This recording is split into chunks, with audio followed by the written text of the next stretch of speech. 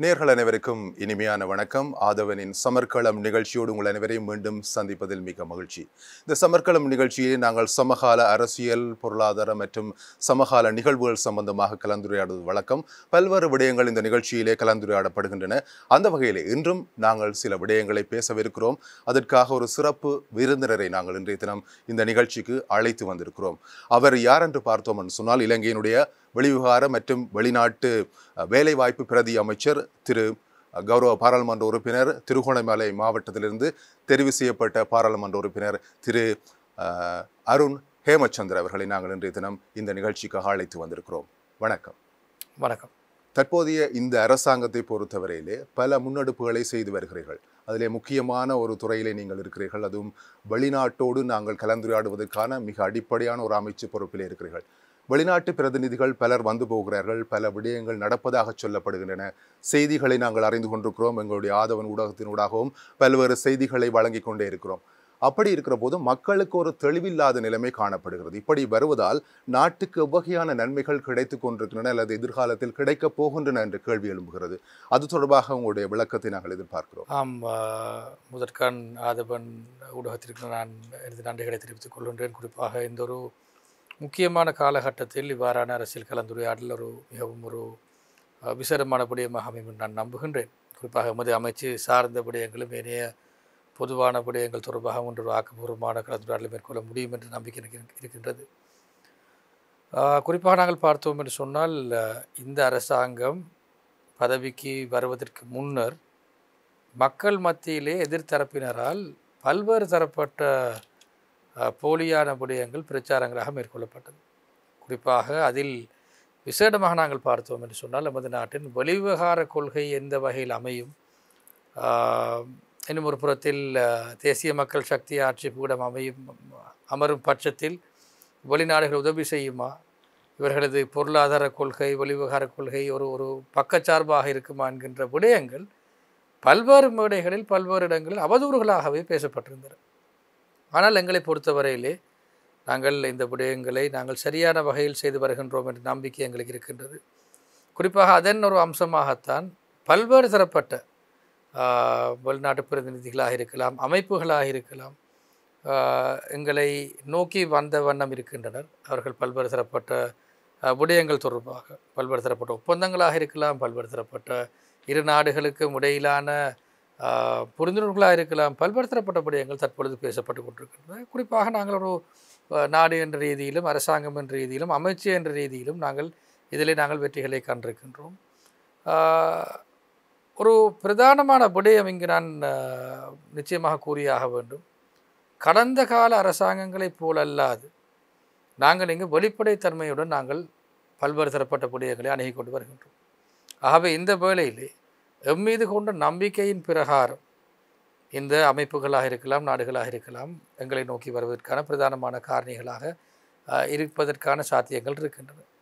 மேலும் நாங்கள் பார்த்தோம் என்று சொன்னால், எங்களது நாட்டை பொறுத்தவரையிலே நாங்கள் ஒரு பாரிய பொருளாதார வீழ்ச்சியிலிருந்து நாங்கள் தற்பொழுது எழுந்து கொண்டிருக்கின்றோம். பல்வேறு தரப்பட்ட சவால்களின் மத்தியில், அதாவது நாங்கள் இந்த நாட்டை பாரம் எடுத்த காலப்பகுதியில் இருந்த சர்வதேச நிலைமையையும் விட தற்போதைய சர்வதேச நிலைமை தற்போது சற்று மாறுபட்டதாகத்தான் காணப்படுகின்றது. அந்த நாங்கள் பாரமெடுத்த அந்த காலப்பகுதியிலே எந்த வகையிலும் இந்த டரிஃப் என்று சொல்லப்படுகின்ற இந்த அமெரிக்காவினால் விதிக்கப்பட்ட வரி விதிப்பு தொடர்பாக எந்த விதமான விடயங்களும் பேசப்படவில்லை.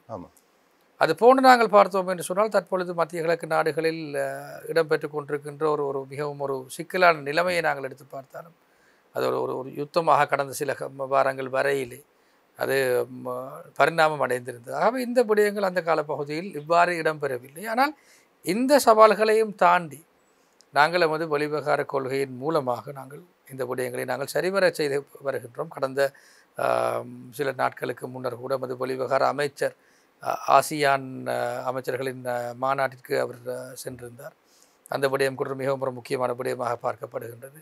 அதுபோன்று நாங்கள் பல்வேறு தரப்பட்ட, அதாவது எமது நாட்டிற்கு பொருத்தமான வெளிவிவகார கொள்கையின் மூலமாக எந்த ஒரு நாட்டிற்கும் பக்கச்சார்பு இல்லாமல் நாங்கள் எமது நாடு என்ற அடிப்படையிலே நாங்கள் அந்த விடயத்திலே நாங்கள் சரிவர செய்து வருகின்றோம். இதன் மூலமாக சமூக பொருளாதார அரசியல் ரீதியான நன்மைகள் நமது நாட்டிற்கு பல்வேறு வகையிலும் கிடைப்பதற்கான சாத்தியக்கூறுகள் இருக்கின்றன. இந்த காலம் கொஞ்சம் இந்த வேகமான காலம் என்று சொல்லப்படுகிறது. காரணம் ஊடகங்களுடைய வளர்ச்சி, சமூக வலைத்தளங்களோட வளர்ச்சி. எனவே இன்று மரத்தை நட்டால் நாளை அது கனிக்கையாக வர வேண்டும் என்ற எதிர்பார்ப்பு எல்லோர் மத்தியிலும் இருக்கிறது. அதனால் தான் இந்த கேள்வியை கேட்கிறார். ஒரு காலப்பகுதி உங்களுக்கு நிச்சயமாக தேவை என்பது எல்லோருக்குமே தெரியும். ஏனென்றால் ஒரு 75 வருட கால வேற்று விதமான ஆட்சிக்கு பிறகு ஒரு மாற்றம் கொண்டு வரப்பட்டிருக்கிறது மக்களால். எனவே உங்களுக்கு ஒரு குறிப்பிட்ட காலப்பகுதி தேவைப்படுகிறது. ஆனால் அதிலே என்ன நடக்கிறது என்பது மக்களுக்கு கொஞ்சம் தெளிவுபடுத்த வேண்டிய அவசியம் இருக்கிறது. நிச்சயமாக இல்லை என்னென்னு சொன்னால் இப்போ எங்களுடைய ஜனாதிபதியிட வெளிநாட்டு விஜயங்களை நாங்கள் எடுத்து பார்த்தோம்னு சொல்லி நீங்கள் இப்போ கேட்ட விஷயம் வந்த விடயங்கள். ஆமாம், நாங்கள் போன விடயங்களை நாங்கள் எடுத்து பார்த்தோம்னு சொன்னாலும் அதிலேயும் ஒரு பல்வகைத்தன்மை இருக்கின்றது. குறிப்பாக இந்தியாவில் ஆரம்பிக்கப்பட்ட அந்த விஜயம், அடுத்ததாக சீனாவிற்கு அவர் அடுத்த விஜயத்தினை மேற்கொண்டிருந்தார். மத்திய கிழக்கு நாடான ஐக்கிய அமீர் ராஜ்யத்திற்கான விஜயத்தினை மேற்கொண்டிருந்தார். அதற்கு பிறகு ஜெர்மனிக்கான அந்த விஜயத்தினை மேற்கொண்டிருந்தார். ஆகவே இதில் ஒரு ஒரு ஒரு ஒரு பல்வகைத்தன்மை இருக்கின்றது. எதிர்வரும் சில வாரங்களுக்குள் மாலத்தீவிற்கும் செல்வதற்கு இருக்கின்றன. ஆகவே இந்த ரீஜனல் கோஆபரேஷன் என்று நாங்கள் சொல்வோம், நமது பிராந்தியத்துக்கு இடையிலான அந்த சரியான அந்த அந்த அந்த ஒரு ஒரு நெருக்கமான அந்த உறவினை நாங்கள் பேண வேண்டிய ஒரு கட்டாயத்தில் இருக்கின்றோம். குறிப்பாக உலக வரலாறு கூட மாற்றி எழுதப்பட்டு தற்பொழுது வந்து கொண்டிருக்கின்றது. அது ஒரு காலத்தில் நாங்கள் பார்த்தோம் என்று சொன்னால் ஒரு சம்பிரதாய ரீதியமாக இருந்த இந்த உலக வெளிநாட்டு தொடர்பாடல், இந்த கொடுக்கல் வாங்கல்கள், இந்த வெளிநாட்டு வெளி விவகாரம், வெளிநாட்டு உறவுகள் என்று சொல்லப்படுகின்ற இந்த விடயங்கள் தற்பொழுது ஒரு வித்தியாசமான பரிணாமத்தை கொண்டு ஒரு வித்தியாசமான பாதையில் பயணித்து கொண்டிருக்கின்றது. நான் சொல்ல வருகின்றேன், அதாவது எப்பொழுதும் ஒரே பாதையிலே போகணும் ஒன்று இல்லை. உலகம் கூட அந்தந்த காலப்பகுதிக்கு ஏற்ற மாதிரி மாறிக்கொண்டிருக்கின்ற இந்த வேளையிலே நாங்கள் ஒரு நாங்களும் ஒரு ஒரு ஒரு பொருத்தமான ஒரு பல்வகைத்தன்மை கொண்டு சொல்லுவோம் மல்டிலேட்டரிசம்னு சொல்லி அந்த அவ்வாறான ஒரு விடயத்தை நாங்கள் மேற்கொண்டு வருகின்றோம். குறிப்பாக கடந்த பல வருடங்களாக ஐரோப்பிய நாடுகளுக்கும் இலங்கைக்கும் இடையிலான அந்த கொடுக்கல் வாங்கல் சரியான வகையில் பேணப்படவில்லை என்கின்ற ஒரு குற்றச்சாட்டு இருந்தது. ஆனால் தற்பொழுது நாங்கள் அந்த விடயத்திலே தற்பொழுது நாங்கள் மாற்றி அமைத்திருக்கின்றோம். ஒரு புறத்திலே ஐக்கிய அமெரிக்கா இந்த வரி விதிப்பினை மேற்கொண்டது. எமது பேச்சுவார்த்தைகளின் பிரகாரம் நாங்கள் அந்த 44% இருந்த அந்த வரி விதிப்பினை நாங்கள் 30% நாங்கள் குறைத்திருக்கின்றோம். இன்னும் நமக்கு காலக்கேடு இருக்கின்றது. இன்னும் நாங்கள் சரியான வகையில் நாங்கள் இதனை அணுக நாங்கள் எத்தனிக்கின்றோம். இன்னும் நமக்கு குறைக்க முடியுமானால் நாங்கள் குறைப்பதற்கு நாங்கள் கடமைப்பட்டிருக்கின்றோம். இந்த பேச்சுவார்த்தைகளின் விளைவாக குறைக்கப்பட்ட நாடுகளை நாங்கள் எடுத்து பார்த்தோம் என்று சொன்னால் மிக குறைவாக இலங்கையை பொறுத்தவரையிலே இதில் ஒரு பாரிய ஒரு வெற்றியினை கண்டிருக்கின்றது. இது எமக்கு இருந்த சவால்களோடு ஒப்பிட்டு பார்க்கும் பொழுது நாங்கள் ஒரு பாரிய வெற்றியினை நாங்கள் அடைந்திருக்கின்றோம். அது ஒரு புறம் இருக்கு. இன்னும் ஒரு புறத்தில் நாங்கள் கடந்த சில நாட்களுக்கு முன்னர் யூகே ஐக்கிய ராஜ்யத்தின் இந்த நாட்டிற்கான உயர்ஸ்தானிகர், அதாவது வரி இல்லாத ஏற்றுமதிக்கான அந்த அந்த அங்கீகாரத்தினை வழங்கியிருக்கிறார். இதெல்லாம் நாங்கள் பார்க்கின்றோம். எமது இந்த கடந்த சில மாதங்களாக நாங்கள் மேற்கொண்டு வருகின்ற இந்த பயணத்தின் ஒரு வெற்றியாகவே தான் நாங்கள் பார்க்கின்றோம். இது எதிர்வரும் காலங்களில் நாங்கள் நம்புகின்றோம். இன்னும் இது மெருகூட்டப்பட்டு இன்னும் பல வெற்றிகளை இது நமக்கு கொண்டு வரும் என்ற அந்த நம்பிக்கை எங்களுக்கு இருக்கின்றது. நீங்கள் அந்த வெளிநாட்டு வேலைவாய்ப்பு பிரதி அமைச்சராக இருப்பதால் இப்பொழுது நீங்கள் இந்த ஐக்கிய ராஜ்யம் பற்றி பேசுவதால் ஒரு கேள்வி கேட்கிறேன். இலங்கையிலிருந்து பெரும்பாலான படிக்கின்ற மாணவர்கள் தங்களுடைய உயர்கல்விக்கும் அடுத்த கட்ட தொழில் நடவடிக்கைகளுக்காகவும் ஐக்கிய ராஜ்யத்துக்கு போவது அதிகமாக இருக்கிறது. இந்த இந்த சலுகைகள் மூலமாக அந்த மாணவர்களுக்கு ஏதாவது நன்மைகள் கிடைக்கக்கூடிய வாய்ப்பு இருக்கிறது? பல்வேறு தரப்பட்ட விடயங்கள் இதன் மூலமாக நமக்கு கிடைக்க சாத்தியக்கூறுகள் இருக்கின்றது. ஆனால் இப்போ ஒன்று நாங்கள் விளங்கிக் கொள்ளணும், அந்தந்த நாடுகளின் வெளிவகார கொள்கைகளும் இதிலே ஒரு பாரிய தாக்கத்தினை செலுத்தக்கூடிய சந்தர்ப்பங்கள் இருக்கிறது. இப்போ குறிப்பாக ஐக்கிய அமெரிக்காவோடு நாங்கள் கடந்த சில மாதங்களுக்கு முன்னர், இப்போ நான் இந்த பதவியில் அமர்த்தப்பட்டதன் பின்னர் நான் ஒரு சில மாதங்களாக அவர்களோடு பேசி கொண்டிருந்த விடயத்திற்கும் தற்பொழுது பேசுகின்ற விடயத்திற்கும் இடையிலே வித்தியாசம் இருக்குது. அது அந்த நாட்டின் வெளிவகார கொள்கையோடு அந்த நாட்டின் பொருளாதார கொள்கையோடு அது மாற்றமடையும். அவை இவ்வாறான விடயத்தை நாங்கள் எப்படி நாங்கள் இதை பார்க்கணும்னு சொன்னால் குறிப்பாக அந்த நாடு பல்வேறு தரப்பட்ட கதவுகளை திறக்கும் பொழுது நாங்கள் அதன் மூலமாக நமக்கு கிடைக்க வேண்டிய அந்த பெறுபேறுகளை நாங்கள் பெறுவதற்கு நாங்கள் தயாராக இருக்கோம். அவை அந்த விடயத்தில் தான் இந்த வெளிவிவகாரம் என்று சொல்லப்படுகின்ற விடயம் சரியான வகையிலே பிரயோகிக்கப்பட வேண்டிய ஒரு தேவை காணப்படுகின்றது. இப்போ இஸ்ரேல் போன்ற நாடுகளுக்கு நம்மவர்கள் பணிக்காக செல்கிறார்கள். அங்கே இக்கட்டான நிலைகள், அழுத்தங்கள் எல்லாம் காணப்படுகின்றன. எனவே அங்கே செல்வதற்கு இன்னும் மக்கள் தயாராக இருப்பதாகவே தெரிகிறது. என்றால் அவ்வளவுக்கு பொருளாதார சிக்கலிலே இருக்கக்கூடிய ஒரு நாட்டிலே நாங்கள் இருக்கிறோம். எனவே அது ஒரு பாதுகாப்பான செயல்பாடாக தற்போது இருக்கும் என்று நீங்கள் கருதுகிறீர்களா? இல்லை, நாங்கள் இந்த இஸ்ரேல் ஈரான் இந்த யுத்தமானது ஒரு ஒரு ஒரு மிகவும் உச்சக்கட்டத்துக்கு செல்ல ஆரம்பித்திருந்த அந்த காலப்பகுதியிலே நாங்கள் இந்த இரு நாடுகளுக்கும் தொழில் ரீதியாகவோ வேறு தேவைகளுக்காகவோ மக்கள் செல்வதை நாங்கள் தடுத்திருந்தோம். ஆகவே குறிப்பாக இந்த வேலை வாய்ப்புக்கு செல்பவர்களுக்கான அந்த ஒரு தற்காலிகமான தடை ஒன்று விதிக்கப்பட்டிருந்தது. ஆனால் தற்பொழுது நிலைமைகள் ஒரு சுமூகமாக மாறிக்கொண்டிருக்கின்ற இந்த வேளையிலே அவர்களுக்கு செல்வதற்கான அந்த அனுமதி கிடைத்திருக்கின்றது. குறிப்பாக அந்த வான்வழி குறிப்பிட்ட காலம் மூடப்பட்டிருந்தது, மீண்டும் திறக்கப்பட்டதன் விளைவாக இன்று தற்பொழுது நாங்கள் பார்த்தோம் என்று சொன்னால் அந்த இடைநிறுத்தப்பட்டிருந்த அந்த சந்தர்ப்பங்கள் மீள ஆரம்பிக்கப்பட்டிருக்கின்றதாக இதன் மூலமாக தற்பொழுது செல்வதற்கான விடயங்கள் ஆரம்பிக்கப்பட்டிருக்கின்றது. நாங்கள் பார்த்தோம், பல நூற்றுக்கணக்கானவர் மீண்டும் அங்கு செல்வதற்கான விடயங்களை ஆரம்பித்திருக்கின்றார்கள். ஆகவே நிலைமை வளமைக்கு திரும்பும் பட்சத்திலே இன்னும் எஞ்சிய நபர்கள் கூட செல்வதற்கான அந்த சந்தர்ப்பங்கள் அவர்களுக்கு வழங்கப்படும். இதில் இன்னுமொரு கேள்வி இருக்கிறது. அந்த யுத்த நிலைமை அல்லது இக்கட்டான நிலைமை ஏற்படுகிற போது அங்கே சிக்கிக்கொண்ட இலங்கையர்களை நாட்டுக்கு கொண்டு வருவதற்கு அரசு நடவடிக்கை எடுத்திருந்தது எல்லாருக்குமே தெரியும். ஆனால் அந்த நேரத்திலே சட்டவிரோதமாக அல்லது மேலதிக நாட்களை கடந்து அந்த அரசாங்க விதிகளுக்கு முரணாக தங்கியிருந்த மக்களை கொண்டு வருவதிலே கொஞ்சம் இப்படியான நிலைமைகள் காணப்பட்டன, இக்கட்டுகள் ஏற்பட்டன சொல்லப்பட்டது. அப்படி சிக்கிக்கொள்பவர்களுக்கு நீங்கள் வழங்கக்கூடிய அறிவுரை அல்லது எப்படியான அனுகூலங்களை அரசாங்கம் வழங்கக்கூடிய வாய்ப்பு இருக்கிறது? நல்ல ஒரு கேள்வி. நான் நினைக்கின்றேன் இதற்கான ஒரு ஆரம்பகட்ட ஒரு விடயத்தினை நான் அந்த காலப்பகுதியில் வழங்கிய ஒரு ஊடக அறிக்கையின் மூலமாகவும் நான் சொல்லியிருந்தேன். அதாவது நாங்கள் எந்த காலப்பகுதியிலும் எந்த நிலைமையிலும் சட்டபூர்வமான விதிமுறைக்கு உட்படுத்தப்பட்ட இடப்பெயர்வுகள் அல்லது நாங்கள் சொல்லுவோம் மைக்ரேஷன், இந்த இடப்பெயர்வுகளைத்தான் நாங்கள் வலியுறுத்துகின்றோம், விரும்புகின்றோம். ஆகவே ஒரு நாட்டிற்கு ஒரு நபர் செல்லும் பட்சத்தில் அவருக்கு வழங்கப்படுகின்ற அந்த வீசாவின் அடிப்படையிலே தான் அவர் அங்கு செயற்பட வேண்டும் என்கின்ற அந்த எதிர்பார்ப்பு எங்களுக்கு இருக்கின்றது. குறிப்பாக ஒருவர் சுற்றுலா ஒரு வீசாவினை பெற்று ஒரு நாட்டிற்கு சென்றார் என்று சொன்னால் அந்த சுற்றுலா சம்பந்தப்பட்ட விடயத்தில் மாத்திரம் தனது நாட்டங்களை மட்டுப்படுத்தி கொள்வது சிறப்பான விடயம். இன்னொரு நபர் வேலைவாய்ப்பு சம்பந்தப்பட்ட விடயத்தில் செல்கின்றார் என்று சொன்னால் அந்த வேலைவாய்ப்புக்கு உட்படுத்தப்பட்ட அந்த வரம்புகளுக்கு அவர் அந்த வரம்புகளுக்குள் தன்னை வைத்திருப்பது சிறப்பான விடயம். ஆகவே இந்த கடந்த கால பகுதியில் நாங்கள் பார்த்தோம் பல்வேறு தரப்பட்ட நபர்கள் சட்டவிரோதமாக சில பல நாடுகளில் இருந்து வருவதனை எங்களுக்கு அவதானிக்கக்கூடியதாக இருக்கின்றது. அதில் துரதிர்ஷ்டவசமான விஷயம் என்று சொன்னால் பல்வேறு தரப்பட்ட அரச இயந்திரங்களும் அது போன்று பல்வேறு தரப்பட்ட அரசியல்வாதிகளும் இவ்வாறான விடயங்களில் கடந்த கால பகுதியில் சம்பந்தப்பட்டிருந்த விடயத்தினையும் நாங்களால் மறுக்க முடியாது. அவை அந்த விடயங்கள் தொடர்பாக தற்பொழுது விசாரணைகள் மேற்கொள்ளப்பட்ட வண்ணம் இருக்கின்றது. இந்த விடயம் பரவலாக பேசப்பட்டு வரும் விடயம். ஆகவே இந்த இஸ்ரேல் விடயத்தை நாங்கள் எடுத்து பார்த்தோம் சொன்னது இஸ்ரேலுக்கு மாத்திரம் ஒரு மட்டுப்படுத்தப்பட்ட விடயம் அல்ல. அநேகமாக எல்லா நாட்டிலையும் நாங்கள் பார்த்தோம்னு சொன்னால் இந்த வீசா காலாவதியான நபர்கள் அந்தந்த நாடுகளில் இருக்கின்றார்கள். ஆகவே இந்த வேளையில் நாங்கள் ஒரு இக்கட்டான சூழ்நிலை ஏற்படும் பட்சத்தில் ஒரு விபத்தோ ஒரு மரணமோ இல்லாவிட்டால் ஒரு இயற்கை அனர்த்தமோ இல்லாவிட்டால் ஒரு யுத்தமான சூழ்நிலை ஏற்படும் பட்சத்திலே அந்த நபர்கள் தொடர்பாக எங்களால் மேற்கொள்ளக்கூடிய தலையீடுகள் மட்டுப்படுத்தப்பட்டதாக தான் இருக்கு. இந்த இஸ்ரேல் உதாரணத்தை நீங்கள் எடுத்தது நல்ல என்னென்னு சொன்னால் அந்த நாட்டில் குறிப்பாக வான்வழி போக்குவரத்து நிறுத்தப்பட்டிருந்த வேளையிலே 2 நாடுகள் தமது நாடுகளுக்கூடாக வெளியே செல்ல முடியும் என்கின்ற அந்த கதவுகளை திறந்திருந்தார்கள்.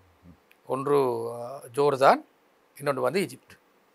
அப்போ இந்த 2 நாடுகளும் திறந்த பட்சத்தில் அந்த நாடுகள் சில பல விதிகளை விதித்திருந்தார்கள். சட்டபூர்வமான வீசா இருந்த நபர்களை மாத்திரம்தான் நாங்கள் வெளியே செல்வதற்கு அனுமதிப்போம் என்று. இதுக்கு சில பல காரணிகள் இருக்கின்றது. அவர்களது பாதுகாப்பையும் அவர்கள் நிச்சயமாக பார்க்கத்தான் வேணும். ஆகவே இந்த வேளையிலே சட்டவிரோதமாக வீசா காலாவதியான நிலைமையில் இருந்த நபர்களை நமக்கு வெளியே கொண்டு வருவதில் சிக்கல்கள் காணப்பட்டது. அது இது ஒரு ஒரு பொதுவான விஷயம். அப்போ இந்த வேளையில் இன்னொரு விஷயத்தை நான் சொல்லணும் வந்து குறிப்பாக இந்திய அரசாங்கத்தினால் நமக்கு வழங்கப்பட்டிருந்த அந்த உதவி, ஆபரேஷன் சிந்து என்கின்ற அந்த அந்த அவர்களது அந்த அந்த அந்த செயற்பாட்டின் மூலமாக இலங்கைக்கும் நேபாளத்திற்குமான அந்த உதவிகள் வழங்கப்பட்டிருந்தது. குறிப்பாக அதன் மூலமாக நமது ஈரானில் இருந்த சில நபர்களை நமக்கு வந்து இலங்கைக்கு கொண்டு வரக்கூடிய நிலைமை இருந்தது. ஆகவே நாங்கள் உன்னைக்கும் நாங்கள் சந்தோஷப்படுகின்றோம். இந்த யுத்தமானது தற்பொழுது இந்த நிலைமையிலேயே இந்த யுத்தம் கட்டுப்பாட்டுக்குள் கொண்டு வரப்பட்டதன் விளைவாக எங்களை போன்ற நாடுகள் வந்து மேலும் பொருளாதார ரீதியான மேலும் வேலைவாய்ப்பு ரீதியான பாதிப்புகளில் இருந்து நாங்கள் பாதுகாத்து கொண்டிருக்கின்றோம். அவை நாங்கள் இந்த நிலைமையில் இது கட்டுப்பாட்டுக்குள் கொண்டு வந்தமை தொடர்பாக நாங்கள் வந்து திருப்தியாக இருக்கின்றோம். அதாவது இப்பொழுது இலங்கையிலிருந்து அகதிகளாக அதிகமான தமிழர்கள் இந்தியாவுக்கு சென்றிருக்கிறார்கள். அவர்கள் மீண்டும் நாட்டுக்கு திரும்புவது தொடர்பான விடயங்கள் அண்மைய வருடங்களிலே நடைபெற்று வருகின்றன. அண்மையில் ஒரு கைது நடவடிக்கை இடம்பெற்றது. அது மக்கள் மத்தியில் கொஞ்சம் பயத்தை ஏற்படுத்தியிருந்தது. அது தொடர்பான நடவடிக்கைகள் அரசாங்கத்தில் எடுக்கப்பட்டாலும் கூட இன்னும் கொஞ்சம் அவர்களுக்கு பயம் அதிகரித்திருப்பதாக சொல்கிறார்கள். திரும்ப விரும்புகிறார்கள், ஆனால் இங்கே சட்ட நடவடிக்கை எப்படி இருக்கும், தங்களுக்கு பாதுகாப்பு கிடைக்குமா, தங்களுடைய வாழ்க்கை இனி எப்படி அமைய போகிறது என்ற கேள்விகள் எழுகின்றன. இது தொடர்பாக அந்த அமைச்சர் என்ற வகையில் உங்களுடைய அபிப்பிராயங்கள், கருத்துக்கள், அவர்களுக்கான தகவல்கள் என்னவாக இருக்கும்? இல்லை, உண்மையில் வந்து நாங்கள் கடந்த பல வருடங்களாக இந்த விடயங்கள் தொடர்பாக அணுகி கொண்டிருக்கிறோம். எனக்கு நல்ல ஞாபகம் இருக்குது வந்து அமைச்சர்களான தோழர் ராமலிங்கம் சந்திரசேகரனும் தோழர் பிமல் ரத்நாயகவும் வந்து அந்த ஒரு சில வருடங்களுக்கு முதல்ல அகதி முகாம்களுக்கு சென்று கூட வந்து அந்த மக்கள் அகதின்னு சொல்கிறதையும் கூட அந்த இடம்பெயர்ந்த மக்கள் முன்னைக்கும் திரும்பி இலங்கைக்கு வரணும், அதுக்கான வேலை திட்டங்கள் நாங்கள் செய்யணும், அரசாங்கம் செய்யணும்னு சொல்கிற விடயத்தை வலியுறுத்தியிருந்தாங்க. ஆகவே அந்த நிலப்பாட்டில் எந்த விதமான மாற்றமும் இல்லை. ஆனால் என்னென்னு சொன்னால் வந்து இப்போ மக்கள் வர ஆரம்பிக்கப்படுற இந்த பட்சத்தில் வந்து சில பல சட்டத்திட்டங்களில் வந்து சில சிக்கல்கள் இருந்திருக்கு. குறிப்பாக ஒரு நபர், உங்களுக்கு தெரியும், ஒவ்வொரு நாட்டிலேயும் வந்து ஒரு விதமான சட்டங்கள் இருக்குது. இப்போ குற்றவியல் சட்டம் இருக்குது, குடிவரவு குடியாவல் சம்மந்தப்பட்ட சட்டங்கள் இருக்குது, இப்படி பல்வேறு தரப்பட்ட சட்டங்கள் இருக்குது. அப்போ ஒரு ஏர்போர்ட்டில் வந்து பொதுவாக நாங்கள் பார்த்தோம்னு சொன்னால் வந்து ஒரு சட்டப்பூர்வம் ஒரு நபர் வரைக்குள்ளே வந்து அவர் எந்த வகையில் இந்த நாட்டை விட்டு வெளியில் போயிருப்பார்னு சொல்கிறத பார்க்குறது பழக்கம். ஆகவே ஒரு நபர் வந்து ஒரு அகதியாக ஒரு குறிப்பிட்ட காலப்பகுதியில் வந்து ஒரு வளமைக்கு முரணான ஒரு வழியூடாக அவர் சென்றிருப்பார் என்று சொன்னால் வந்து இன்றைக்கும் அவருக்கு வாரத்துக்குரிய அந்த உரிமை இருக்குது. நாங்கள் எந்த விதமான வகையிலையும் நாங்கள் மறுக்கல. ஆனால் அந்த சில தொடர்பாடல் ரீதியான பிரச்சனைகள் இருக்குது. கம்யூனிகேஷன் கேப்னு சொல்லி நாங்கள் சொல்லுவோம். அவங்க வரைக்குள்ளே வந்து அந்த டைமில் சிஸ்டத்தில் டேட்டாவில் வந்து சரியான வகையில் அது என்கோட் பண்ணப்பட்டிருக்காட்டிக்கு வந்து அந்த குடிவரவு குடியகல்வு உத்தியோகத்தருக்கு வந்து சில பல நடவடிக்கை எடுக்கக்கூடிய உரிமை இருக்குது. அவை இவ்வாறான ஒரு சந்தர்ப்பத்தில் தான் இந்த விடயம் இடம்பெற்றது. நாங்கள் அறிந்த மட்டில் வந்து கடந்த எமது போன செப்டம்பர் மாதத்திலிருந்து எங்களுக்கு ஜனாதிபதி பதவியேற்றது வந்து செப்டம்பர் மாதத்திலிருந்து நாங்கள் பார்த்தோம்னு சொன்னால் கிட்டத்தட்ட இந்த ஒரு 10 மாத கால பகுதிக்குள்ளே வந்து இப்படி எங்களுக்கு நாங்கள் தெரிஞ்ச மட்டில் வந்து எங்களுக்கு ஒரு இடத்துல தான் இவ்வாறான ஒரு சம்பவம் நடந்திருக்கு. ஆனால் பிறகு அந்த பிழை வந்து திருத்தப்பட்டது. குறிப்பாக நான் இந்த விடயம் தொடர்பாக அந்த வேளையிலே வந்து நமது நீதி அமைச்சரோடையும் அதோடு நாங்கள் பார்த்தோம்னு சொல்லி நமது பொதுமக்கள் பாதுகாப்பு அமைச்சரோடையும் நான் பேசியிருந்தேன். அதுக்கு பிறகு நான் நினைக்கிறேன் நமது ராமலிங்கம் சந்திரசேகரன் தோழர்கள் நேரடியாக இந்த இடத்துக்கு நான் அந்த நபரை சந்தித்தேன்னு சொல்லி நான் கேள்விப்பட்டேன். ஆகவே இந்த விடயத்தை நாங்கள் பார்த்தோம்னு சொன்னால் இன்றைக்கு வந்து இந்த விடயம் தீர்க்கப்பட்டிருக்குது. நாங்கள் அகதிகளாக அது வந்து இந்தியாவாகவும் இருக்கலாம், ஏனைய நாடுகளாகவும் இருக்கலாம், அந்தந்த நாடுகளுக்கு போன நபர்கள் மீளவும் இலங்கைக்கு வர விரும்புகிற பட்சத்தில் நாங்கள் நம்புகிறோம் வந்து அவர்களுக்கான அந்த எல்லா விதமான வசதி வாய்ப்புகளையும் நாங்கள் செய்து கொடுக்குறதுக்கு நாங்கள் தயாராக இருக்கிறோம். அவர்களது வீட்டு திட்டம் சம்மந்தப்பட்டபடியாக இருக்கலாம். இப்போ குறிப்பாக இப்போ எந்த மாவட்டத்தில் வந்து நான் இப்போ இந்த அமைச்சு பொறுப்புக்கும் பாராளுமன்ற உறுப்பினர் என்று சொல்கிற அந்த பொறுப்புக்கும் மேலதிகமாக நான் திருகோணமலை மாவட்ட ஒருங்கிணைப்பு குழுவின் தலைவராக நான் இருக்கேன். ஆகவே இந்த இதில் வந்து நாங்கள் குறிப்பாக இந்த மக்கள் மீள எமது நாட்டிற்கு வரும் பட்சத்திலே நாங்கள் எந்த விதமான வீட்டு திட்டங்களை நாங்கள் வழங்கப் போகின்றோம், எந்த விதமான உதவிகளை நாங்கள் வழங்கப் போகின்றோம், அதுக்கு எவ்வளவு காணிகள் தேவை என்று சொல்லப்படுற விடயங்கள் தொடர்பாக இப்பயே நாங்கள் நாங்கள் ஆரம்பித்திருக்கிறோம். ஆகவே அந்த ஒதுக்கீடுகள் அந்த விடயங்கள் தற்பொழுது இடம்பெற்று கொண்டு வருகின்றது. குறிப்பாக இல்லை நான் முக்கியமாக கூறியாகணும் வந்து இப்போ ஏனைய நாடுகளுக்கு அகதிகளாக சென்ற நபர்களை நாங்கள் பார்த்தோம் என்று சொன்னால் வந்து அந்தந்த நாடுகளில் அவர்களுக்கான அந்த குடியுரிமைகள் கிடைக்கக்கூடிய சந்தர்ப்பங்கள் இருக்குது. அதில் இப்போ இந்தியா பொறுத்தவரையில் வந்து அப்படிப்பட்ட ஒரு நிலைமை ஒன்று இல்லை. ஆகவே நாங்கள் இன்றைக்கும் அந்த இந்தியாவில் இருக்கிற எமது உறவுகளை நாங்கள் வந்து வலியுறுத்துகிறோம். வந்து நீங்கள் மீளவும் இந்த நாட்டுக்கு வரும் பட்சத்தில் வந்து நாங்கள் உங்களுக்கான அந்த விடயங்களை நாங்கள் ஆரம்பித்து நாங்கள் செய்து தரதுக்கு நாங்கள் தயாராக இருக்கின்றோம். இன்றைக்கு இப்படி வந்து பல்லாயிரக்கணக்கான நபர்கள் வந்திருக்காங்க. இனியும் வர்றதுக்கு தயாராக இருக்கிற பட்சத்தில் வந்து நாங்கள் அதுக்குரிய அந்த வேலைகள் இன்றைக்கும் அடிமட்டத்தில் இடம்பெற்று கொண்டு இருக்குது. இப்போ இந்த கைதின் மூலமாகத்தான் இங்கே இருக்கிற குறைபாடு ஒன்று வந்து சுட்டி காட்டப்பட்டது. ஆகவே அந்த குறைபாடும் நிவர்த்தி செய்யப்பட்டு கொண்டிருக்குது, நிவர்த்தி செய்யப்பட்டிருக்குது இன்றைக்கும். அது இப்போ அதுக்கு பிறகு வந்து அதை மாதிரி வந்து இப்போ கடந்த சில மாதங்களாக எங்களுக்கு வந்து இப்படிப்பட்ட விடயங்கள் நாங்கள் கேள்விப்படையில்லை. இப்போ எதிர்வரும் காலங்களில் வந்து நாங்கள் பார்த்தோம்னு சொன்னால் எந்த விதமான பிரச்சனையும் பார்த்துக்கிற சந்தர்ப்பம் இல்லை. அந்த விடயத்திற்கு பிறகு கூட வந்து மக்கள் இன்றைக்கும் ஆதியாக போன மக்கள் திரும்பி வந்து கொண்டாண்டு இருக்கிறாங்க. இப்போ இந்த அரசாங்கத்தை பொறுத்தவரையில் மக்கள் பரவலாக பேசுகிற ஒரு விடயம் இருக்கிறது. அதாவது சட்ட ஒழுங்கு அது சுயாதீனமாக செயல்படுவதற்குரிய ஒரு ஏற்பாடு இந்த அரசாங்கத்தால் வழங்கப்பட்டிருக்கிறது. கடந்த காலங்கள் போல அரசியல் ரீதியான அழுத்தங்களோ அல்லது பின்னணியிலே அரசியல்வாதிகள் செயல்படுவதோ இல்லாமல் சுயாதீனமாக செயற்படக்கூடிய ஒரு வாய்ப்பு இந்த சட்ட அமலாக்கத்துறை அல்லது ஒழுங்குத்துறை காவல்துறையினருக்கு வழங்கப்பட்டிருப்பதாக சொல்லப்படுகிறது. இது எந்த அளவு தூரத்துக்கு போகும் என்று நீங்கள் நினைக்கிறீர்கள்? இல்லை, நாங்கள் உன்னைக்கும் இதில் பார்த்தோம்னு சொன்னால் நாடுன்ற ரீதியில் ஒரு துரதிர்ஷ்டவசமான ஒரு துர்ப்பாக்கியமான நிலைமையை இந்த நாடு எதிர்கொள்கிறதுக்கான சில காரணிகள் இருந்தது. ஒன்று ஊழல், மோசடி, வீண் விரயம், அடுத்தது வந்து புலையான அரசியல் கலாச்சாரம், அடுத்த புலையான பொருளாதார கொள்கை, இனவாதம் என்று சொல்லி நாங்கள் சொல்லிக்கொண்டு போகலாம். இப்போ நான் உங்கள்கிட்ட ஒரு ஒரு ஒரு வெளிப்படையாக நான் கேட்குறேன். கடந்த செப்டம்பருக்கு முதல்ல இருந்த இலங்கைக்கு இப்போ இருக்கிற இலங்கைக்கும் இடையில் வந்து உங்களுக்கு வித்தியாசம் விளங்குதா இல்லையா? விளங்குது. இப்போ என்னத்தை நாங்கள் பார்க்கணும்னு சொன்னால் இப்போ இப்போ சட்ட ஒழுங்கை பற்றி நீங்கள் பேசுகிறபடியா நான் அதை நான் இன்னும் கொஞ்சம் விளக்கமாக நான் சொல்கிறேன். முந்தைய ஒரு அமைச்சரோ பிரதி அமைச்சரோ இந்த ஸ்டூடியோவுக்கு வந்து உங்களோட இப்படி ஒரு கலந்துரையாடலில் வந்து மேற்கொள்கிறேன்னு சொன்னால் எந்தளவுக்கு பாதுகாப்பு உத்தியோகத்தில் இருப்பாங்க? இன்றைக்கு ஒருத்தரும் பாரு. காரணம் என்னென்னு சொன்னால் வந்து நாங்கள் எந்த வகையிலையும் வந்து நாங்கள் சட்டத்தை கையில் எடுக்கவும் இல்லை, நாங்கள் எந்த வகையில் குற்றச்செயல்களில் நாங்கள் சம்மந்தப்படவும் இல்லை. அதில் எங்களுக்கு வந்து எந்த விதத்துலையும் வந்து எங்களுக்கு வந்து தனிப்பட்ட ரீதியான பாதுகாப்பு தேவையும் இல்லை. பாதுகாப்பு தேவைப்படுற பட்சத்தில் வந்து யார் சரி அதற்கான அந்த பரிந்துரைகளை செய்வாங்கன்னு சொன்னால் அரசாங்கத்தால் பாதுகாப்பு வழங்கப்படும். தேவையான ஒரு இடத்துல வந்து நாங்கள் ஒரு கூட்டத்துக்கு போக்குள்ள வந்து அந்த கூட்டத்துக்கு வந்து நிச்சயமாக பாதுகாப்பு வழங்கப்படணும்னு சொன்னால் ஒரு அமளி தும்மலி ஏற்படக்கூடிய சந்தர்ப்பங்கள் இருக்கும்னு சொன்னால் அந்த தேவை கருதி சில இடங்களில் வழங்கப்படும். அதுக்காக வந்து நாங்கள் எப்போயும் நாங்கள் கொண்டு போகணும், கதவை திறக்கிறதுக்கு ஆக்கள் போடும்னு சொல்கிற விஷயம் இல்லை. இதில் என்னென்னு சொன்னால் வந்து இந்த அரசியல் கலாச்சார மாற்றம் தான் எல்லாத்துக்கும் அடிப்படையான விஷயம்.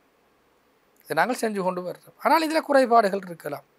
ஏன்னா நாங்கள் சொல்லணும் என்னென்னு சொன்னால் இந்த நாட்டில் இடம்பெற்ற இந்த மாற்றம் ஒரு மிகவும் குறைவான பௌதிக ரீதியானதோ இல்லாட்டிக்கு வந்து உயிர் சேதங்களோடையோ இல்லாட்டிக்கு வந்து ஒரு ஒரு ஒரு ஒரு ஒரு பாதகமான தாக்கங்களோடு ஏற்பட்ட மாற்றம். இதில் வந்து வேறு நாடுகள் இது நடக்கும்னு சொன்னால் வந்து நூற்றுக்கணக்கானர்கள் கொல்லப்பட்டிருக்கலாம், பல்வேறு தரப்பட்ட சொத்துக்களுக்கு சேதம் உடையப்பட்டிருக்கலாம். இப்போ இந்த இந்த மாதம் ஒரு முக்கியமான மாதம். 3 வருஷத்துக்கு முதல்ல இந்த ஜூலை மாதம்தான் கோட்டாபய ராஜபக்ஷ ஜனாதிபதி அவர்கள் அடித்து விரட்டப்பட்ட மாதம். ஆகவே இந்த மாற்றம் ஒரு மிகவும் குறைவான பாதகமான செயற்பாடுகளோடு ஏற்படுத்தப்பட்ட மாற்றம். இந்த காலப்பகுதியை நாங்கள் பார்த்தோம்னு சொன்னால் கடந்த காலங்களில் இருந்த ஒரு சில தீய விடயங்களும் புலையான விடயங்களும் குறைபாடான விடயங்களும் எதிர்காலத்தில் இதை விட எவ்வளோ ஒரு நல்ல ஒரு சமூகத்தை நாங்கள் கட்டியெழுப்போம்னு சொல்கிற அந்த எதிர்பார்ப்போடு நாங்கள் செயற்பட்டோம்னு சொன்னால் அந்த சமூகத்தில் இருக்கிற நல்ல விடயங்களையும் உட்படுத்தப்பட்ட ஒரு இடைக்காலமான ஒரு காலமாகத்தான் நாங்கள் இதை பார்க்குறோம்.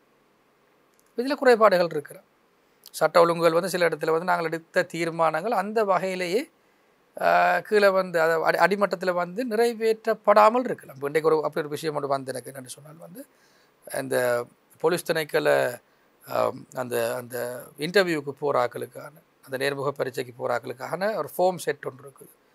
அதில் வந்து ஒரு வைத்தியர் எனக்கு வந்து இன்றைக்கி ஃபேஸ்புக்கில் டேக் பண்ணியிருந்தார். அப்போ அந்த அந்த அந்த விண்ணப்ப படிவத்தில் வந்து தமிழ் மொழி இல்லை. இது வந்து அரசாங்கத்தில் கொள்கை இல்லை, ஆனால் எடுத்த தீர்மானம் இன்னொரு வகையில் அடிமட்டம் வரையில். ஆனால் எனக்கு என்ன சந்தோஷம் என்று சொன்னால் இந்த விடயம் தொடர்பாக பொதுமக்கள் பாதுகாப்பு அமைச்சர், பொதுமக்கள் பாதுகாப்பு பிரதி அமைச்சர், நீதி அமைச்சர், அதோடு வந்து இந்த தேசிய நல்லிணக்கம் தொடர்பான ஒருமைப்பாடு தொடர்பான பிரதி அமைச்சர், அதாவது நீதி அமைச்சுக்குள்ளான் அதுவும் வருது. இந்த 4 பேரும் வந்து இந்த விடயம் தொடர்பான உண்மைக்கும் ஒரு ஆக்கப்பூர்வமாக செயற்பட்டாங்க. இப்போ முந்தின்னு சொன்னால் வந்து மினிஸ்டர்மாரோட இதை பற்றி பேசக்குள்ள வந்து எந்த விதமான ஏன் இதை நாங்கள் செய்யணும்னு சொல்லி தான் யோசிக்கிறோம். இப்போ இந்த மாற்றங்கள் இடம்பெற்று கொண்டிருக்கின்றது. எங்களோட கடமை என்று சொன்னால் இது எங்களால் தனியாக செய்யலாம். நீங்கள் எல்லாரும் இந்த மாற்றத்தை வந்து இந்த சட்ட ரீதியான விடயங்கள் தொடர்பான தலையீடுகள் தொடர்பான பல்வேறு தரப்பட்ட விடயங்கள் இருக்கும். இந்த இந்த ஏற்பட்ட இந்த மாற்றத்தை வந்து நாங்கள் தொடர்ந்து முன்னுக்கு கொண்டு போகிறதுக்கு நாங்கள் கடமைப்பட்டிருக்கிறோம். அது ஒரு சாத்தியமான ஒரு சாதகமான விடயமாக இருக்கும். அது இடம்பெறுற பட்சத்தில் மாத்திரம்தான் எங்களுக்கு வந்து இந்த நாட்டை வந்து ஒட்டுமொத்தமாக முன்னோக்கி கொண்டு போயிடும். இதில் இன்னொரு முக்கியமான விடயம், நீங்கள் இந்த சட்ட ஒழுங்கு தொடர்பான சுயாதீனமான செயற்பாடு சம்பந்தமாக பேசியதால் கேட்க வேண்டியிருக்கிறது. இது எந்தெந்த விடயங்களில் இருக்கும் என்ற சந்தேகம் இருக்கிறது மக்கள் மத்தியில். உதாரணத்துக்கு நாங்கள் எடுத்துக்கொண்டால் இப்பொழுது செம்மணியிலே தோண்டி எடுக்கப்படுகின்ற அந்த எலும்புக்கூட்டு தொகுதிகள் 60க்கும் மேற்பட்ட எலும்புக்கூட்டு தொகுதிகள் தோண்டி எடுக்கப்பட்டிருக்கின்றன. கடந்த காலங்களிலேயும் இவை தோண்டப்பட ஆரம்பித்திருந்தாலும் கூட இடையில் விடப்பட்டிருந்தன. அதிலே பல விடயங்கள் இருக்கலாம். அதிலும் குறிப்பாக வந்து சொல்லப்பட்ட விடயங்கள் இலங்கையினுடைய நாட்டு இராணுவத்துக்கு அபகீர்த்தியை இவை ஏற்படுத்துமாக இருந்தால் அது அரசியல் ரீதியாகவும் தாக்கத்தை ஏற்படுத்தக்கூடும், ஐநாவினுடைய தலையீடு வரக்கூடும் என்ற சில விடயங்களும் அங்கே உள்ளடக்கப்பட்டிருந்தன. இப்போது அந்த தோண்டப்படுகிற விவகாரம் மீண்டும் ஆரம்பிக்கப்பட்டிருக்கிறது. இது எந்தளவு தூரத்துக்கு செல்வதற்கு இந்த அரசாங்கம் அனுமதிக்க போகிறது? இல்லை, அரசாங்கத்தை பொறுத்தவரையில் வந்து இப்போ நடந்து கொண்டிருக்கிற இந்த அகழ்வு பணிகள் கூட இப்போ தற்காலிகமாக இடைநிறுத்தப்பட்டிருக்கு. அது வந்து அடுத்த டேட்டும், அதாவது அடுத்த திகதியும் குறிக்கப்பட்டுத்தான் நிறுத்தப்பட்டிருக்கு. என்ன என்று சொல்லி பார்த்தோம்னு சொன்னால் வந்து இப்போ தொடர்ந்து இடம்பெற்ற அகழ்வுக்கு ஒரு சின்ன ஒரு இடைவெளி, அதுக்கிடையிலே அந்த தோண்டப்பட்ட ஒரு எலும்பு கூட சம்பந்தமான ஆய்வு முடிவை எல்லாம் வந்து எல்லாம் இப்போ நடந்து கொண்டிருக்குது. இன்னொன்று என்னென்னு சொன்னால் வந்து கடந்த கால பகுதியில் இடம்பெற்ற அரசியல் தலையீடுகளின் விளைவு தான் ஒரு காலப்பகுதியில் வந்து மேற்கொள்ளப்பட்ட இந்த அகழ்வு ஆராய்ச்சிகள் வந்து நிறுத்தப்பட்டிருக்கு. ஆமாம், இன்றைக்கு அப்படி இல்லை. இன்றைக்கு வந்து எந்த வகையிலையும் இது தொடர்பான எந்த விதமான தலையீடுகளும் இல்லை. மற்ற இன்னொரு விஷயத்தை நான் தெளிவாக சொல்லணும். இது இப்போ என்னை பொறுத்தவரையில் வந்து நிறைய பேருக்கு இந்த விஷயம் தெரியாது. இப்போ நான் மக்கள் விடுதலை முன்னணியை சார்ந்த ஒரு நபர். ஆமாம், இப்போ இதில் வந்து இன்றைக்கு மக்கள் விடுதலை முன்னணி தொடர்பாக இப்போ தேசிய மக்கள் சக்தி நாங்கள் இப்போ தானே புதிதாக ஒரு பெரிய ஒரு அமைப்பு உருவாக்கினாங்க. ஆனால் இப்போ மக்கள் விடுதலை முன்னணின்னு சொல்லக்குள்ள வந்து மக்கள் விடுதலை முன்னணி தொடர்பாக அவதூறுகளோ இல்லாட்டி பிரச்சாரங்களை வந்து போலி பிரச்சாரங்களை மேற்கொள்கிற தரப்பினர் வந்து நாங்கள் இந்த அரச இயந்திரத்துக்கு எதிராக இல்லாட்டி இந்த அரச இயந்திரம் எங்களுக்கு எதிராக செய்த விடயங்கள் தொடர்பாக யாரும் பேசுகிறீங்க, சரியா? அப்போ அதில் என்னென்னு சொன்னால் வந்து இதில் குறிப்பாக பல்லாயிரக்கணக்கான இளைஞர்கள் 60,000த்திற்கும் அதிகமான இளைஞர்கள் வந்து இதே நாட்டில் வந்து இன்றைக்கு வந்து கொண்டளிக்கப்பட்டார்கள். குறிப்பாக அந்த காலப்பகுதியில் வந்து ஒரு சமூக மாற்றத்தை எதிர்நோக்கின இளைஞர்கள். அவை அந்த அடிப்படையில் நாங்கள் பார்த்தோம்னு சொன்னால் இது செம்மணிக்கு மாத்திரமல்ல, இலங்கையில் வந்து இந்த நாட்டில் இதை நாங்கள் சாராம்சமாக நாங்கள் சொல்லணும்னு சொன்னால் கடந்த 76 வருடங்களுக்கும் அதிகமான இல்லாட்டி 75-76 வருடங்களுக்கும் அதிகமான ஒரு கரை படிந்த அரசியலின் பிரதிபலிப்பு தான் இந்த செம்மணி. செம்மணி மாத்திரமல்ல, செம்மணி போன்று பல்வேறு தரப்பட்ட இன்னும் எத்தனையோ அகழ்வாராய்ச்சி மேற்கொள்ளப்படாத புதைகுழிகள் இன்றைக்கு இருக்கலாம், இல்லாமல் இல்லை. அப்போ இதில் என்னென்னு சொன்னால் நாங்கள் இது ஒரு பாடம். இன்னைக்கும் வந்து இந்த கடந்த கால விடயங்களை மீட்டெடுத்து இனியும் இவ்வாறான யுத்தம் இந்த நாட்டில் ஏற்படக்கூடாது என்று சொல்கிற விடயத்தை வலியுறுத்துகிற ஒரு விஷயம். இதில் வந்து ஒன்று நாங்கள் உறுதியாக இருக்கிறோம். இதில் வந்து குற்றம் செய்யப்பட்டவர்கள் சட்டத்தின் முன் நிறுத்தப்படணும். அதுக்குரிய விடயங்கள்லாம் நடந்து கொண்டிருக்கும். இன்றைக்கி மதியம் நாங்கள் பார்த்தோம்னு சொன்னால் ஒரு சட்ட ஒரு ஒரு ஒரு ஒரு ரீதியான நகர்வின் ஒரு அடுத்த கட்டம் தான் இந்த விடயம். ஆகவே இதில் நாங்கள் அரசாங்கம் என்ற ரீதியில் இந்த வகையில் இதுக்கு பாதிப்பை இன்றைக்கு வந்து எந்த விதமான ஒரு தடையையும் நாங்கள் வந்து ஏற்படுத்த போகிறதில்லை. ஆகவே நாங்கள் இந்த விடயத்தை வந்து நாங்கள் இதில் அந்த இறந்த ஆன்மாக்களுக்கு நாங்கள் செய்யக்கூடிய சரியான ஒரு விடயம் என்னென்னு சொல்லி பார்த்தீங்கன்னு சொல்லி இதில் அரசியல் ஆக்காமல் தனிப்பட்ட அரசியல் கால் புரட்சிக்காக நாங்கள் இதில் பாவிக்காமல் நாங்கள் வந்து இதை நாங்கள் ஒரு சட்ட ரீதியான விடயமாகவே இதை நாங்கள் மேற்கொள்வோம். ஏனென்றால் இந்த கேள்வி எழுந்ததுக்கு காரணமே கடந்த கால அரசியல் கலாச்சாரம் தான். என்றால் தேர்தல் வரும்போது சொல்லப்படுகிற விடயங்கள் இந்த இராணுவத்தினரோ அல்லது இராணுவ தலைமையோ அல்லது சார்ந்தவர்களோ மின்சார நாட்களில் அமர வைக்கப்படுவார்கள் என்று சொல்லப்பட்டு, எனவே அதற்கு எதிராக நாங்கள் அவர்களுக்கு ஆதரவாக இருக்க வேண்டும் என்று கடந்த சில அரசாங்கங்கள் குரல் எழுப்பி இப்படியான விடயங்களை மழுங்கடித்தன என்ற குற்றச்சாட்டு தான் இருக்கிறது. ஆகவே இப்போ உங்களுக்கு இந்த தேர்தலிலே உங்களுக்கு வெற்றி கிடைத்திருக்கிறது. அடுத்து இப்போ உள்ளூராட்சி சபை தேர்தலிலும் பெரும்பாலான இடங்களிலே உங்களுடைய தரப்பினர் வெற்றி பெற்றிருக்கிறார்கள். பல இடங்களிலே கொஞ்சம் சமநிலையும், சில இடங்களிலே கொஞ்சம் தோல்வியும் கிடைத்திருக்கிறது. ஆகவே அடுத்த ஒரு தேர்தலை நோக்கி நீங்கள் நகர்கிற போது இந்த கொள்கைகளிலே மாற்றங்கள், சில விடயங்கள் பிற்போடப்படக்கூடிய வாய்ப்புகள் இருக்கிறதா? சிறுபான்மையினர் அது சம்பந்தமான கேள்விகளை முன்வைக்கிறார்கள். இதில் என்னென்னு சொன்னால் வந்து இதில் ஒரு ஒரு ஒரு மிகவும் ஒரு பிரபல்யமான அந்த கூற்று தான் அரசன் அவ்வழியோ குடிகள் அவ்வழி. ஆமாம். இப்போ இதில் என்னென்னு சொன்னால் வந்து ஒன்று நாங்கள் விளங்கிக் கொள்வோம், இந்த எல்லா பிரச்சனைக்கும் அடிப்படை வந்து இந்த நாட்டில் ஏற்பட்ட பொருளாதார நெருக்கடி. ஆனால் எந்த அரசாங்கங்களும் அந்த காலப்பகுதியில் நாட்டில் ஏற்பட்டிருந்த பொருளாதார நெருக்கடிக்கான தீர்வை வழங்கவில்லை. மாறாக அந்த பொருளாதார நெருக்கடிக்கு தீர்வாக ஒரு போலி தீர்வாக இனவாதத்தை தான் விதித்திருக்காங்க. ஆனால் முதல் முறையாக வந்து ஒரு பொருளாதார நெருக்கடி ஏற்படுற பட்சத்தில், சவால்கள் ஏற்படுற பட்சத்தில் நாங்கள் நாட்டை பாரம்பரிய நிலைமையோடு நாங்கள் ஒப்பிட்டு பார்க்கல. இன்றைக்கு வந்து நாங்கள் பல மடங்கு நாங்கள் முன்னோக்கி நாங்கள் சென்று கொண்டிருக்கிறோம். ஆகவே இந்த அடிப்படையில் நாங்கள் பார்த்தோம் என்று சொன்னால் இந்த அரசாங்கம் பொருளாதார நெருக்கடியை பொருளாதார நெருக்கடியாக அணுகிறது. அதில் வந்து எந்த விதமான பாரபட்சமும் இல்லை.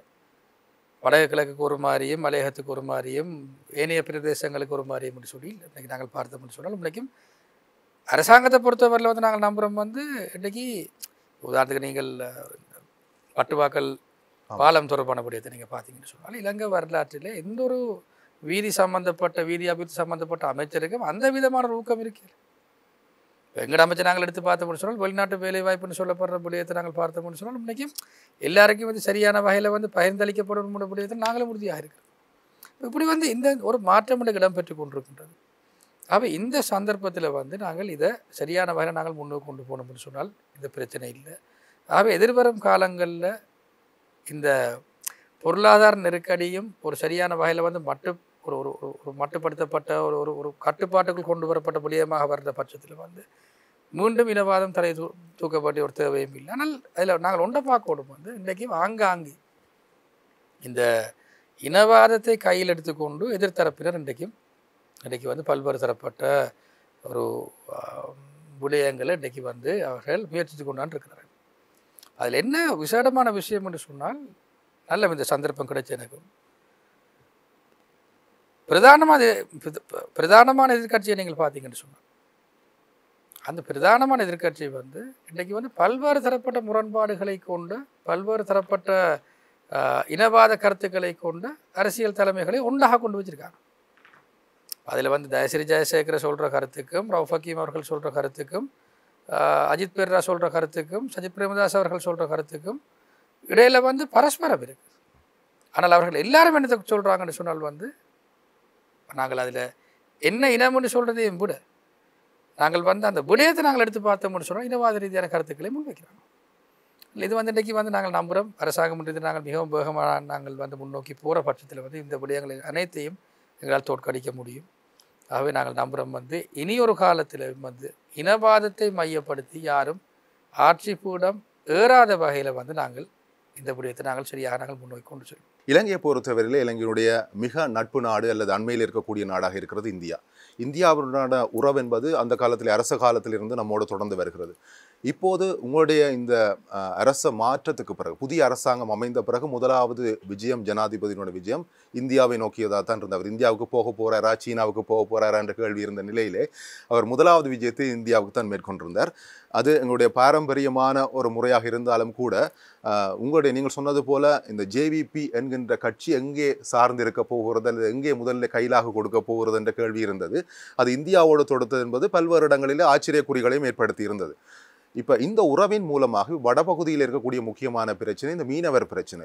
இந்திய மீனவர்கள் வந்து இலங்கை மீனவர்களுடைய வளத்தை சுரண்டுவது என்பது மிகப்பெரிய பிரச்சனையாக இருக்குது. ரோலர் போன்ற மீன்பிடி படகுகளோடு வந்து அந்த வளத்தை சுரண்டி செல்கிறார்கள். அந்த துறை அமைச்சர் கூட சந்திரசேகரன் அவர்கள் கூட இது சம்பந்தமான பல விடயங்களில் ஈடுபட்டு வருவதை அவதானிக்கிறோம். நீங்கள் இந்த வெளிவிவகார அமைச்சு துறை சார்பிலே இது தொடர்பாக ஏதாவது நடவடிக்கைகள் எடுக்க முடிந்திருக்கிறதா அல்லது இது அந்த துறை சார்ந்த அமைச்சை பார்த்து கொள்ளட்டும் என்று நீங்கள் விட்டு விட்டுறீங்களா? இல்லை இதில் என்னென்னு சொல் வந்து பொதுவாக நாங்கள் பார்த்தோம்னு சொல்லி வெளிவிவகார அமைச்சு மிச்ச எல்லா அமைச்சோடையும் வந்து சம்மந்தப்பட்ட அமைச்சு தான். ஆமாம். வெளிநாடு சம்மந்தப்பட்ட எந்த ஒரு தலையங்கம் வரைக்குள்ளேயும் வந்து அந்தந்த விடயம் துறை சார்ந்த எல்லா அமைச்சோடையும் நாங்கள் வேலை செய்வோம். இப்போ சுற்றுச்சூழல் சம்மந்தப்பட்ட விடயம் என்று சொன்னால் அந்த அமைச்சோடு இருக்கும். மீன்பிடி சம்மந்தப்பட்ட விடயம் என்று சொன்னால் இந்த இந்த இந்த அமைச்சோடு, அப்படி நாங்கள் வந்து ஒரு அமைச்சோடையும் நாங்கள் வேலை செய்வோம். இப்போ பாதுகாப்பு சம்மந்தப்பட்ட விடயம் என்று சொன்னால் பாதுகாப்பு அமைச்சோடு நாங்கள் வேலை செய்வோம். அப்போ இப்போ ஒரு ஒரு வெளிவிவகார அமைச்சின் பிரதிநிதியின் ரீதியில் வந்து நாங்கள் இந்த விடயத்தை நாங்கள் பல்வேறு தரப்பட்ட விதத்திலே நாங்கள் அணுகி வருகின்ற விடயத்தை நான் கடமைப்பட்டிருக்கிறேன். மீன்பிடி அமைச்சு தங்களோட வரையறைக்கு உட்பட்ட விடயங்கள் அவர்கள் செய்கிறார்கள். அவர்கள் உன்னைக்கும் வந்து இந்த எல்லைக்குள்ளே வந்தோன்னு செய்கிற விடயத்தை அவங்க செய்கிறாங்க. ஆமாம். நாங்கள் வாரதை தடுப்பதற்கான வேலை திட்டங்களை நாங்கள் ஈடுபட்டு கொண்டு வரணும். அது மாத்திரமல்ல, இந்த தொடர்பாடலையும் நாங்கள் செஞ்சு கொண்டு வரோம். பொதுவாக இந்த மீன்பிடி அமைச்சுக்கும் இந்திய மீன்பிடி அமைச்சுக்கும் இடையிலான, அது வந்து இந்த 2 உயர்ஸ்தானிகர் காரியாலயங்களுக்கும் இடையிலான அந்த விடயங்களை நாங்கள் மேற்கொண்டு வருகின்றோம். இதில் ஒன்று என்னென்னு நாங்கள் சொல்லணும்னு சொன்னால், இந்திய அரசாங்கத்தை பொறுத்தவரையிலையும் அவர்கள் இதனை வந்து தொடர்ந்தும் கொண்டு செல்லணும் என்று சொல்கிற நோக்கத்தோடு அவர்கள் இருக்கிறார்கள். அவர்களை பொறுத்தவரையிலேயும் வந்து இந்த விடயத்துக்கு ஒரு தீர்வு வழங்கப்படணும் என்று சொல்கிற விடயத்தை தான் அவங்க சொல்கிறாங்க. இன்னொரு புறத்தில் நாங்கள் பார்த்தோம் என்று சொன்னால், இதில் உண்மைக்கும் மீனவர்களுக்கும் இடையிலான பிரச்சனையாக இதனை நாங்கள் எந்த வகையிலையும் உக்கிரமடைய நாங்கள் செய்யவும் கூடாது. இந்த பாராக்களும் நாங்கள் பார்த்தோம் என்று சொன்னால், அவர்களும் அன்றாடம் உழைத்து வாழ்கிற அந்த வர்க்கத்தை சார்ந்த மக்கள் தான் வர்றாங்க. ஆனால் இதில் என்னென்னு சொன்னால் வந்து இதில் இந்த மீன்பிடி படகுகளோட உரிமையாளர்களை நாங்கள் பார்த்தோம் என்று சொன்னால், அவர்கள் ஒரு பொருளாதார ரீதியான மிகவும் சக்தி வாய்ந்த நபர்கள் தான் வர்றார்கள். அதோடு நீங்கள் சொன்னது போன்று இதில் நாங்கள் சொல்கிறோம் பொட்டம் சீட் ரோலிங் என்று சொல்லப்படுகின்ற மிகவும் நாசகாரமான ஒரு இலங்கையில் எந்த வகையிலையும் நாங்கள் பயன்படுத்தாத ஒரு மீன்பிடி முறை தான் இங்கு பயன்படுத்தப்பட்டு கொண்டிருக்கிறோம்.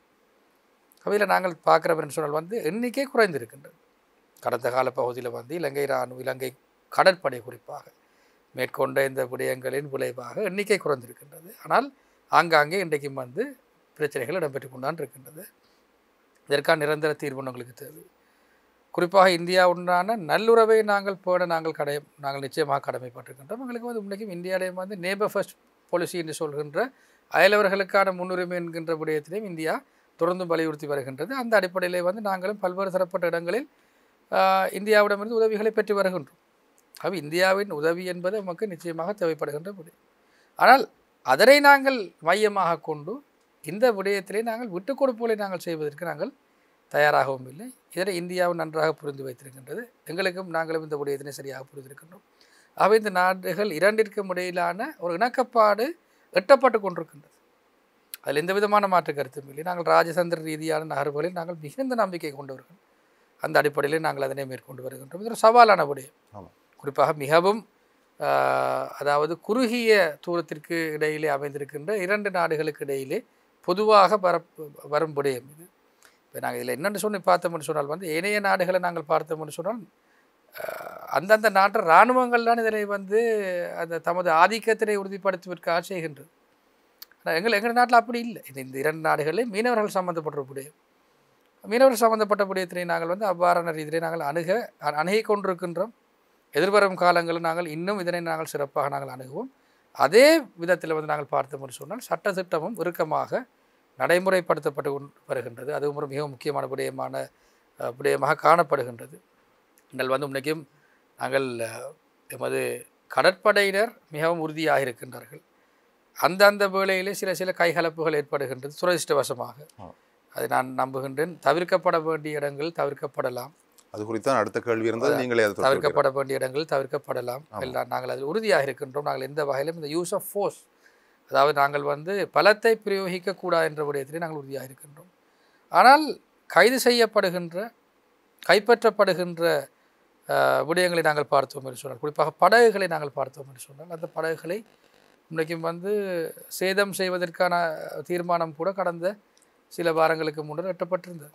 இதுக்கு முதல்ல வந்து இவ்வாறான தீர்மானங்கள் எட்டப்படையில் அந்த படகுகளை வந்து நாங்கள் துவம்சம் செய்வதற்கான தீர்மானத்தை கூட நாங்கள் எடுத்திருக்கின்றோம். ஆகவே சட்டங்கள் இறுக்கமாக பின்பற்றப்பட வேண்டும். ஆனால் அதே பட்சத்தில் வந்து இந்தியாவுக்கும் எங்களுக்கும் இடையிலான நல்லுறவினை இந்த விடயத்தினை காரணம் காட்டிய அரசியலை சிதைக்க வலிக்கிட்டால் நான் நம்புகின்றேன் அந்த விடயம் தோல்வியடையும். நாங்கள் மிகவும் ஒரு நெருக்கமான, குறிப்பாக இந்தியாவை பொறுத்தவரையிலே மிகவும் நெருக்கமான ஒரு அயலவர். மேலும் இந்தியாவின் ஒரே ஒரு வேண்டுகோள், அவர்களது பாதுகாப்பிற்கு குந்தகம் விளைவிக்கக்கூடிய எந்த விதமான செயற்பாடுகளிலும் இலங்கை ஒரு பங்குதாரராக மாறக்கூடாது என்று நாங்கள் தெளிவாக இருக்கின்றோம். நாங்கள் உறுதியாக நாங்கள் அந்த உறுதிமொழியை நாங்கள் வழங்கியிருக்கின்றோம். அவை இதோடு உண்மைக்கும் ஒரு மீனவர் சம்பந்தப்பட்ட விடயம், பொதுவாக அயல் நாடுகளில் ஏற்படுகின்ற விடயம். இதில் என்னென்னு சொன்னால் உண்மைக்கும் அந்த ஒரே மொழி பேசுகின்ற ஒரே கலாச்சாரத்தை கொண்ட மீனவர்களுக்கு இடையிலே இடம்பெறுற விடயம் என்று சொல்கின்றபடினால் இது ஒரு தீவிரமான விடயமாக உண்மைக்கும் நாங்கள் பார்க்கப்படுகின்றது. அந்த அந்த அந்த ஊடகம் நாங்கள் பார்த்தோம்னு சொன்னால் இப்போ இங்கத்தைய ஊடகங்கள் சொல்கிற விடயத்தையில் அங்கத்தைய ஊடகங்கள் சொல்கிறோம். ஆமாம், அங்கத்தைய ஊடகங்கள் சொல்கிற விடயத்தை இல்லை எங்கத்தைய ஊடகங்கள் சொல்கிறோம். அப்போ இதில் ஒரு சவாலான விஷயம் உண்டு. ஆனால் நாங்கள் நம்புகின்ற எங்களது ஆட்சி கால பகுதியினுள் இந்த விடயத்திற்கான நிரந்தரமான தீர்வுகளை நாங்கள் வழங்குவதற்கு நாங்கள் கடமைப்பட்டிருக்கிறோம். இதில் இன்னும் ஒரு விடயத்தையும் கவனிக்க வேண்டும். உங்களுடைய பாராளுமன்ற உரைகளாக இருக்கட்டும், வெளியிலே நீங்கள் சந்தித்த கூட்டங்களிலே பேசிய விடயங்கள் எல்லாம் இந்த இயற்கை சம்பந்தமான பல விடயங்களை நீங்கள் பேசியிருக்கிறீர்கள். அதாவது நம்முடைய கனிம வளம் பாதுகாப்பு சம்பந்தமான. ஆனால் நீங்கள் பிரதிநிதித்துவப்படுத்துகிற கிழக்கு மாகாணத்திலேயே சட்டவிரோத அகழ்வுகள் நடைபெறுகின்றன, சட்டவிரோத மண் அகழ்வுகள், அதுபோல் கனிம வளங்கள் திருட்டு எல்லாமே நடைபெறுகின்றன. அது பற்றியும் நீங்கள் முன்னர் இந்த ஆட்சிக்கு வருவதற்கு முன்னர் இடம்பெற்ற அரசியல் கூட்டங்களில் கூட நீங்கள் பேசியிருக்கிறீர்கள்.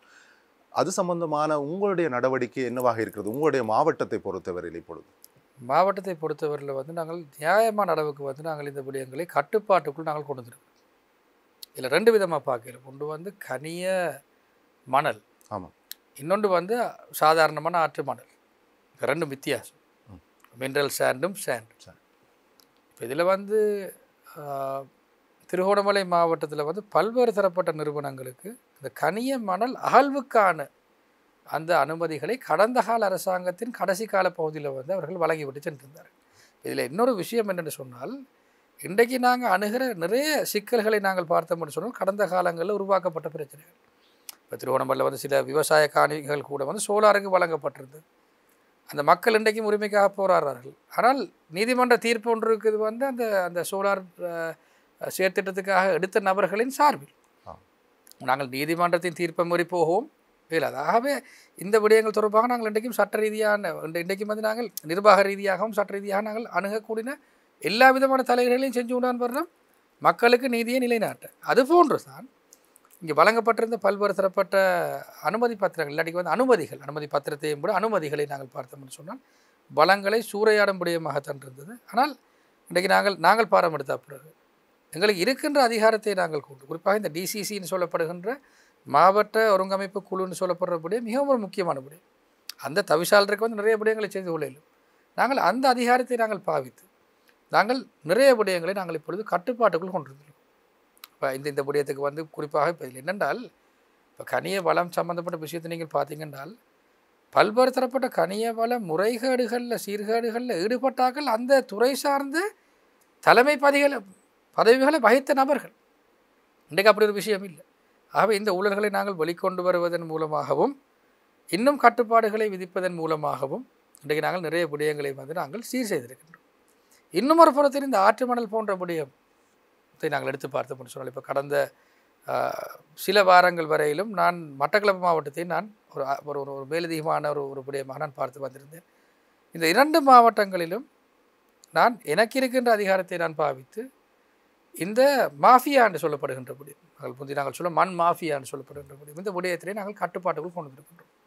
அதுக்கு ஒரு பிரதானமான காரணம் என்னென்று சொன்னால், இன்றைக்கு நாங்கள் யாரும் இந்த விதமான வள திருட்டுகளில் சம்மந்தப்படலை. எங்களுக்கு விரும்பத்தக்க இல்லாட்டிக்கு எங்களது நிறுவனங்கள் எதுவும் இந்த செயற்பாடுகளில் ஈடுபடலை.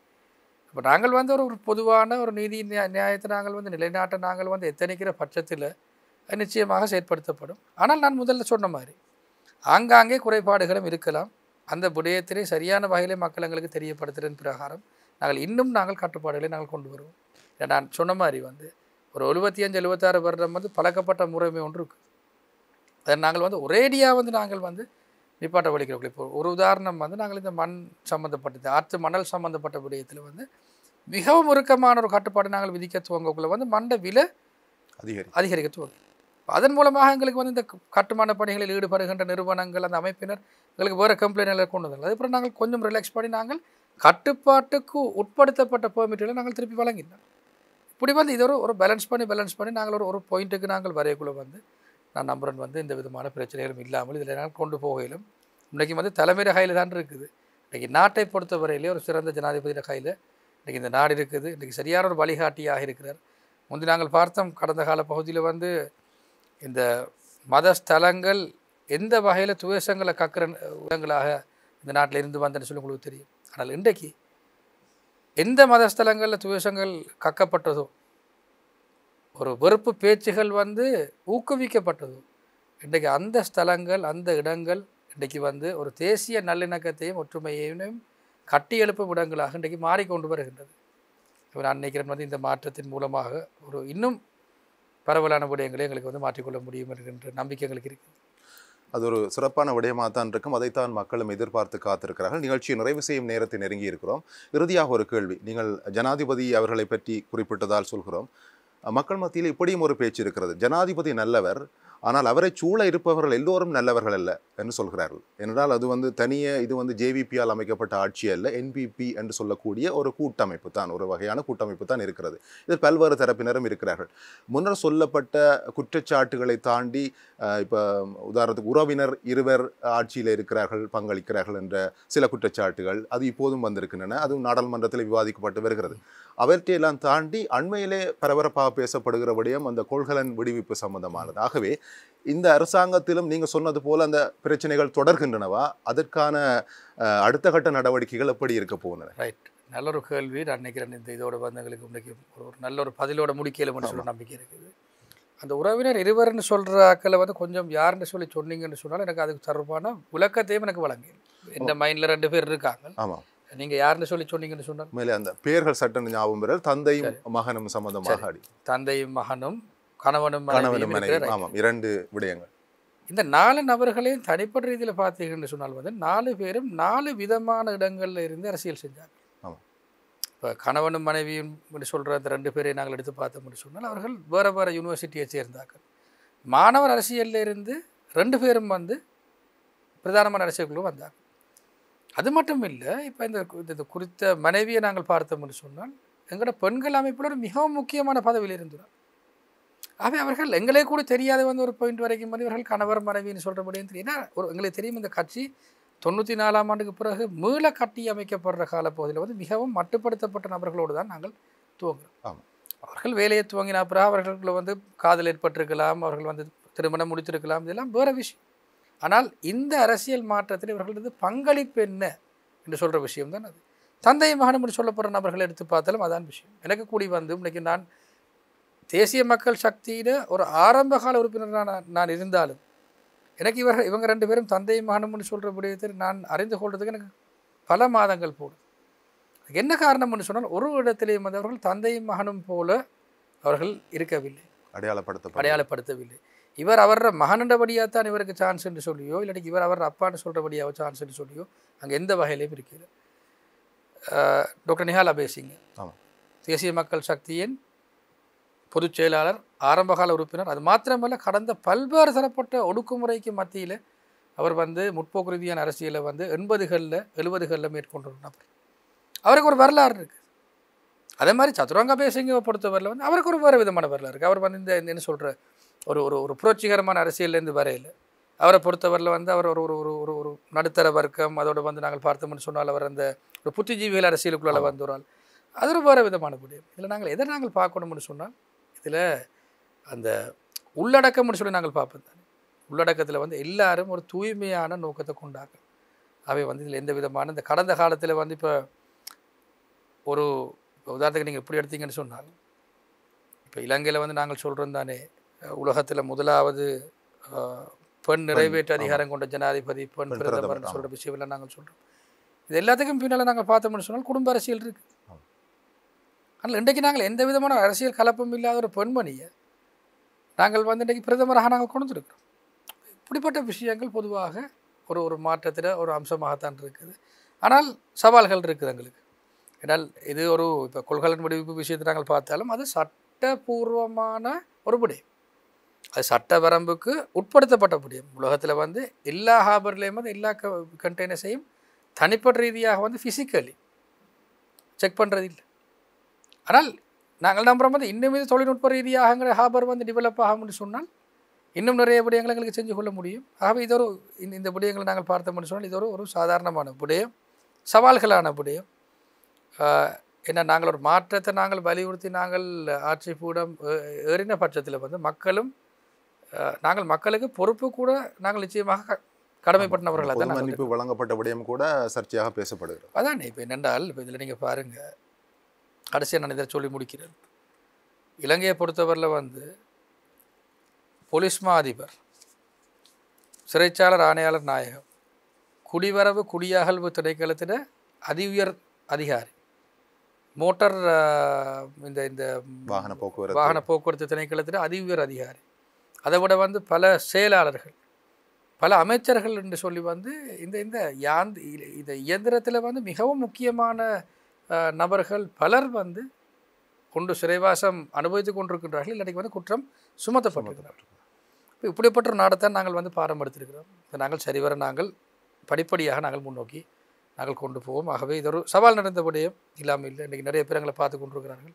எங்களோட ஒவ்வொரு நகர்வுகளும் நிச்சயமாக தாக்கத்தை ஈடுபடுத்தக்கூடியதாக தான் இருக்கும். ஆகவே அதனை நாங்கள் புரிந்து கொண்டு நாங்கள் நிச்சயமாக நடந்து கொண்டு சொன்னால் எந்த விதமான பிரச்சனையும் இல்லை.